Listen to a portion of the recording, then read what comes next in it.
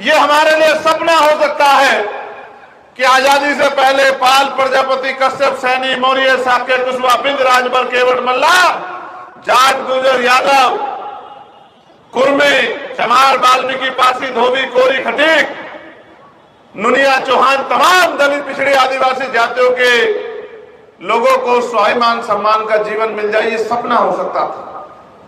कुर्सी पे बैठ जाओ तो बहुत दूर की बात। हमें धार्मिक स्थलों पर जाने की आजादी नहीं थी, स्कूलों में जाने की आजादी नहीं थी, शिक्षा ग्रहण करने की आजादी नहीं थी, युद्ध क्षेत्र में कौशल दिखाने की आजादी नहीं थी। लेकिन फिर व्यवस्था बदली, और व्यवस्था हाथ फैला के नहीं बदली, व्यवस्था बदलने के लिए संघर्ष हुआ, देश में आंदोलन हुए, और डॉक्टर बाबा साहब अम्बेडकर के हिस्से में आया भारतीय संविधान का निर्माण। और मैं धन्यवाद देता हूं उस पल को, उन सभी सहयोगियों को, जिनमें संत राम बी प्रजापति जी को भी हमें याद करना पड़ेगा कि उनका बहुत बड़ा जाति पातिक तोड़क मंडल बनाया। और बाबा साहब अम्बेडकर जब उस सभा में नहीं बोल पाए तो उन्होंने किताब लिखी एनिहिलेशन ऑफ कास्ट, जाति का विनाश, उनका भी योगदान है। तो महसूस कीजिए, इतने अंधेरे में उजाले की किरण 26 जनवरी 1950 को हमारे जीवन में आई, और यह तय हुआ कि रानी का बेटा राजा नहीं बनेगा, राजा वो बनेगा जिसको जनता बैलेट से वोट देके भेजेगी। मैं मेरी मातृशक्ति का भी धन्यवाद करता हूं जो हजारों की संख्या में यहां उपस्थित है। मातृशक्ति है तो जीवन है, और हम तो ऋणी हैं। आप जैसी मां ने हमें जन्म दिया, अगर ये मां ना होती तो हमारे जीवन में हमारा जीवन नहीं होता, हमारा छोड़िए किसी पुरुष का जीवन नहीं होता। मैं मातृशक्ति का भी धन्यवाद देता हूं। ये लोकतंत्र है। जब बाबा साहब ने वोट का अधिकार दिलाया, अगर आप कॉन्स्टिट्यूशन असेंबली की डिबेट पढ़ोगे तो आपको पता लगेगा कि जो स्थापित लोग थे वो विरोध कर रहे थे। उनका विरोध ये था कि वोट देने का अधिकार उनको मिले जो पैसे वाले हैं, वोट देने का अधिकार उनको मिले जो लगान देते हैं, जिन पर जमीन है, जो जमींदार हैं, वोट देने का अधिकार उनको मिले जो शिक्षित हैं, वेल एजुकेटेड हैं, जो उद्योगपति हैं।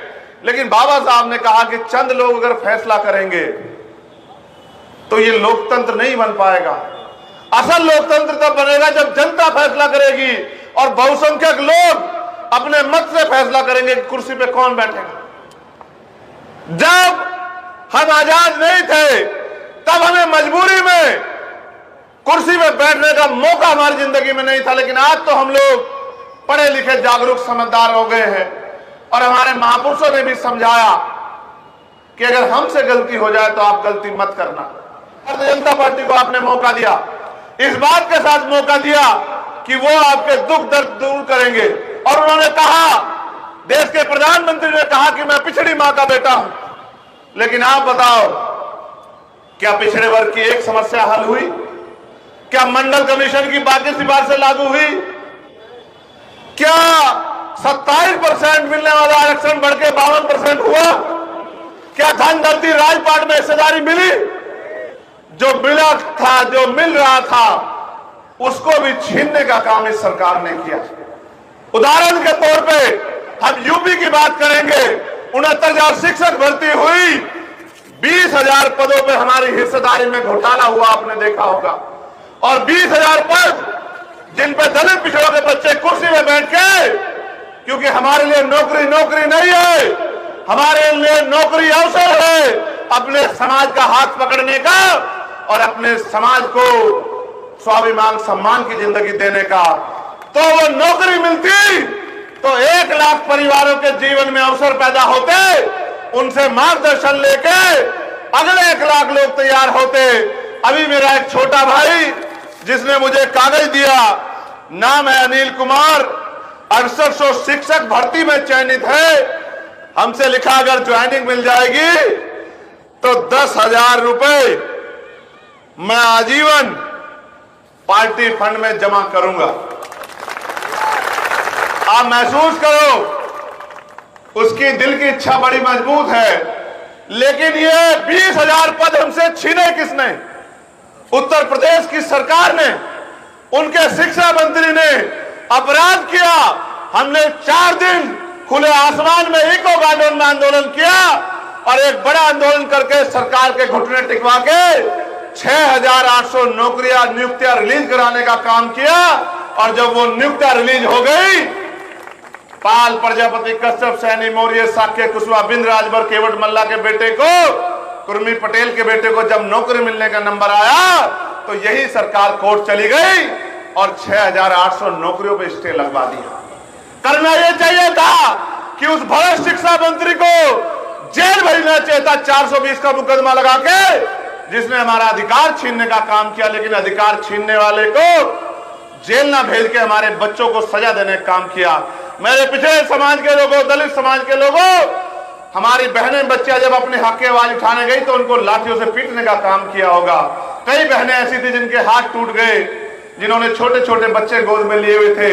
आज वो आपसे उम्मीद कर रही होंगी कि उनको लाठी मारने वाले लोगों को आप सजा देने का काम करोगे। आपको याद होगा पुलिस की भर्ती, 48 लाख बच्चों ने फार्म भरा और पुलिस में कोई धन्ना सेठ उद्योगपति का बेटा नहीं जाता, आम दलित किसान पिछड़े मजदूर का बेटा जाता है। 48 लाख बच्चों ने फार्म भरा और 400 रुपए एक बच्चे से लिए। और जिस दिन पेपर देके हमारा बच्चा पेपर से बाहर निकला कि नौकरी मिलेगी, तो पेपर लीक हो गया। और जब हमने आवाज उठाई तो मुख्यमंत्री जी ने कहा जो झूठ फैलाएगा मुकदमा दर्ज हो जाएगा। हमने कहा झूठ कौन फैला रहा है ये तो तब पता लगेगा जब जांच होगी, फिर अपने आप भर्ती कैंसिल करी। दरोगा भर्ती में घोटाला हुआ, पटवारी भर्ती में घोटाला हुआ, सेक्रेटरी भर्ती में घोटाला हुआ। जो सरकार कागज नहीं संभाल सकती वो कानून व्यवस्था क्या संभालेगी। मीडिया इनकी बड़ाई कर देता है और ये एक दूसरे की पीठ पे हाथ थपथपाते हैं। सच ये है कि उत्तर प्रदेश में कानून व्यवस्था चौपट हो गई है। अगर देखना हो तो हाथरस की बच्ची का ऊपर हुआ जुल्म देखो कि किस तरह आपकी बच्ची को कचरे की तरह जला दिया गया और कहते हैं कि इंसाफ हो रहा है। जुल्म देखना हो तो इनकी सरकारों में देखो, जहां राजस्थान में कल ही 11 साल की एक बच्ची ने दम तोड़ दिया क्योंकि उसके साथ 11 दरिंदों ने रेप करके उसको जला दिया था और अभी तक एक गिरफ्तारी नहीं हुई। पीट पीट के रामेश्वर वाल्मीकि को मार दिया। हमारे कहने के बाद सरकार जागी। ये बात मैं आपसे इसलिए कह रहा हूं कि अगर आपकी मजबूत आवाज नहीं जाएगी, और मैं उदाहरण के तौर पे बताऊंगा कि बाबा साहब अंबेडकर पॉलिटिकल रिजर्वेशन के विरोधी हो गए जब 1952 में पहला चुनाव हुआ और जो लोग चुनाव जीत के आए तो बाबा साहब ने उनसे बात की कि भाई आप समाज की हिस्सेदारी पे जीत के आए हो, अब आपको समाज की आवाज उठानी। तो उन नेताओं ने बाबा साहब से कहा नहीं बाबा साहब, हम समाज की हिस्सेदारी पे नहीं, हम तो अपनी पार्टी के आधार पे जीत के आए हैं। हम समाज का काम नहीं करेंगे, हम तो अपनी पार्टियों का काम करेंगे। इसलिए बाबा साहब अंबेडकर ने कहा कि ये पॉलिटिकल रिजर्वेशन, इससे हमारा प्रतिनिधित्व तो जाएगा लेकिन हमारा वास्तविक प्रतिनिधि नहीं जाएगा।